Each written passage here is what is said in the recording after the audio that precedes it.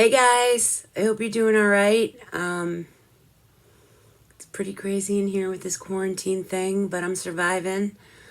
Today I want to talk about co-writing, co-writers, how to find a co-writer, the pros and cons to co-writing, why I've done a lot of it recently. So here we go. For me, I guess I'll start with my sort of story on this. I had never co-written, first 3-4 years maybe that I was an author. And eventually someone brought up the idea of co-writing. And I thought, that could be fun. I don't know. I sort of reluctantly agreed, and then kind of found myself in a place where this co-writer, who was a man, he wrote differently than me. His tone was different. His voice was different. Things about the way he wrote were different. But at the same time, there was this overall enthusiasm that I didn't feel like I had. I think part of that was that the genre was different. It was a contemporary romance, and that wasn't my normal genre of preference. But it was like contagious. Even though I was kind of losing interest in the actual project, he was so excited about it. They kept me like, all right, you know what? I can see where this is good. I can see where I like this. I can see where this is whatever. And every time I sort of wanted to quit and just throw in the towel and say, this book's not going to work, because I will do that with books that I just am not feeling. Every time I felt that way, this guy would show up all excited. So I felt like, all right, I can't just ditch on this guy. And we did. It was 90,000 word book. I mean, this thing was no joke. This was a novel. And we got through it. And some people loved it. Some people hated it. I had readers come to me with feedback like, stop co-writing, don't ever co-write again, I'll kill you, you're ruining yourself. And then I had readers come back like, why aren't you co-writing more? The perk to that was I felt like it made me learn I normally had written in first person. It made me really get better at writing in third person. It made me learn how to write past tense, because I hadn't done that in a few years. And again, it gave me a taste of how to write contemporary romance, which was not something I knew. So that was all good. And as much as I got a lot of criticism for that book, I actually personally kind of liked it. So, that should matter. And it did matter. I liked the book. So I didn't co-write for a little while after that. I wanted to get back on my own stuff, and I had quite a few projects. But then I got into a space where my author rank was dropping. I had been regularly holding at about 10,000. And then I started getting to like 15, 17. And I didn't like that. And I did some asking around and said, why? Why is this happening? I have the same readers. And an author that I admire told me, dude, you're not releasing enough. You're like, you used to be Speedy Gonzalez, and now you're barely ever releasing. She was absolutely right. The reason for that was, number one, I had taken a little time off because I wasn't clear what I wanted to do genre-wise. I wasn't confident with the idea of multi-genre. So I said to myself, all right, take some time off, figure out what you want to write. And at the time I had started a pen name, which was E.L. George. I thought maybe I wanted to go into only real books based on real life. My readers seem to love those books. So I thought, well, I'll just do that, and I will give up the fiction. I mean, it's still fictionalized, but very much true stories. So I was focused on E.L. George, and meantime, Erin Lee was just falling. It was just every day, author rank, and that bothered me. And I'm not one to really care about rank. I mean, I care overall, but I'm not obsessively checking it. I don't think it's healthy. I think it's terrible. You're more than a number. And I told my authors this, you are more than a number. Stop checking your rank. But at the same time, you got to be aware of your rank. You don't want to be just totally like, whatever, who cares? So one way to do that was to co-write. I could write faster if I had someone else helping me. I mean, it only makes sense. So I got in a couple of co-writes that I found my people. Olivia Marie is one of them. She is fast. I give her a chapter, she turns around, hands me a chapter the next day. Rena Marin, same way. No drama, no plan, just boom, knock out a book. The way that we do it, our process is, we start with a blurb and a cover. This is the story, make it work, make sure your chapters work within that blurb, and away we go.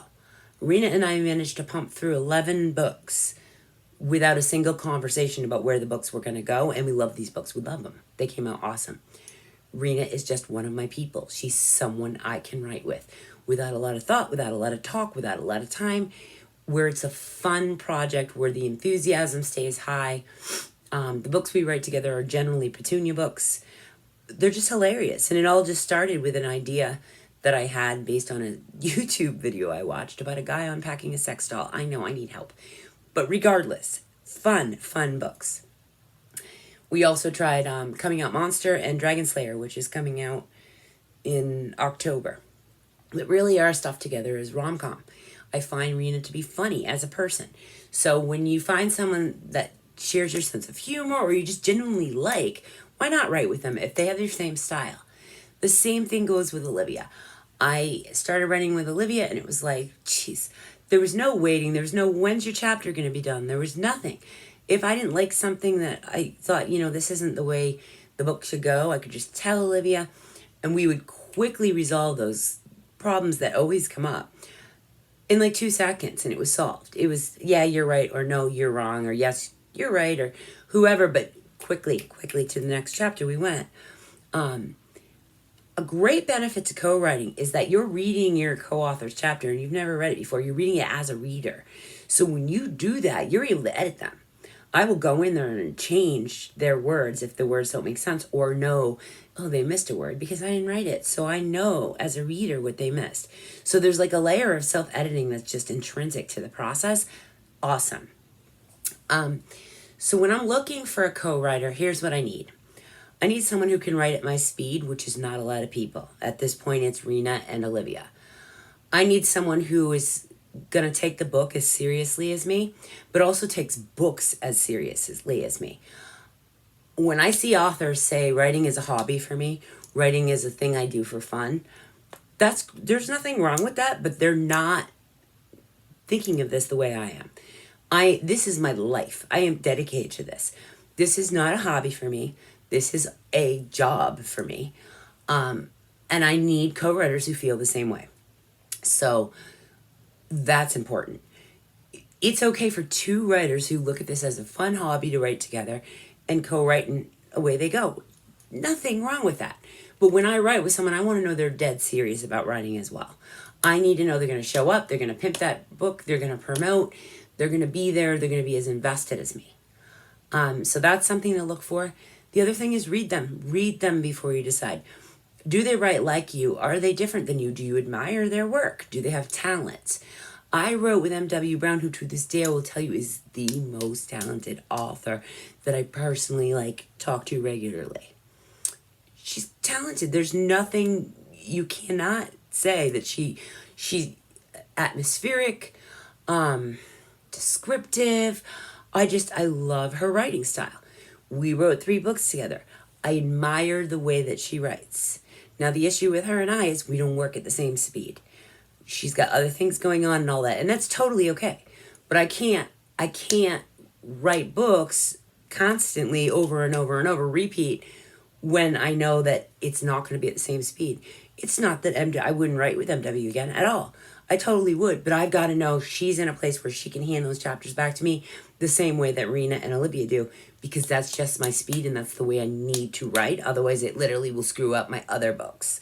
So when I have a co-writer that's making me, not that MW did this, but I'm just saying in general, making me wait months for a chapter, it literally screws up what whips am I working on. Those are things you need to know for yourself. Is it going to be someone who's going to respect my writing style, my time, and make our book a priority?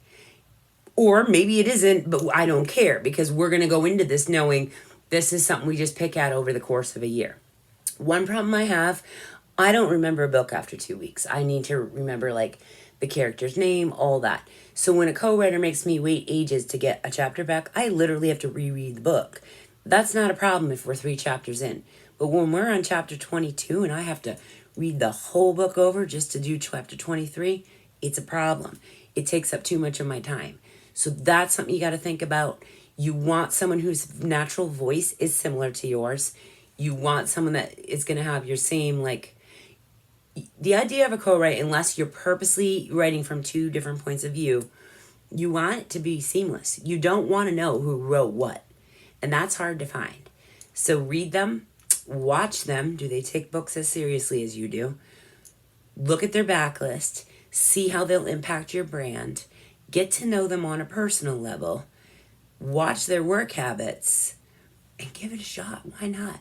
Worst thing, the book doesn't get finished. Oh well, that happens all the time anyway, right? To me, it's worth it if you want to quickly build a backlist. If you want to get new readers, you get new readers from your co-authors. Their readers read you, and vice versa. Co-writing can be a lifesaver. It can also be a brutal hell. It's how much research you do before you decide what you're signing up for. Do not say yes to every person that asks you to co-write. You will go bonkers.